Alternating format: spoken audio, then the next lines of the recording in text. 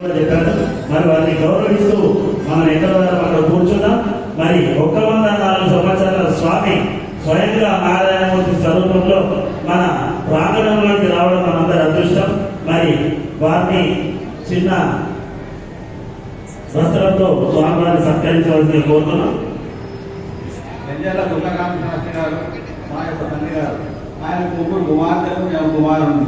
నేను రెవెన్యూ ఆఫీసర్గా తహసీల్దార్గా రిటైర్ అయ్యాను 2012లో. ఆయనకు 104 సంవత్సరాల ధనపడి తానే వేరే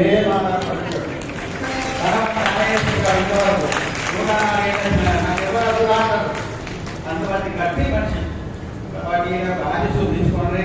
మన వేద పండితులు 4 వేదాలు నోటికి మనం ఇప్పటికీ ఉగ్ర శాంతి నిజామాబాద్లో చెప్పేవాళ్ళు ఎవరంటే తుకారాం శాస్త్రి గారే.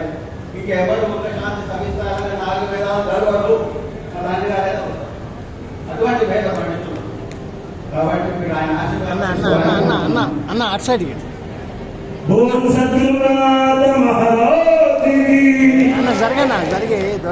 మరి ఈ కార్యక్రమానికి ఇచ్చేసినటువంటి స్వామి గారికి మనందరి తరఫున పాదాల గట్టి చెప్పాలంటే మరి ఈ కార్యక్రమానికి సహకరించిన దాతలందరికీ కూడా పేరు పేరున నమస్కారాలు తెలుపుతున్నా.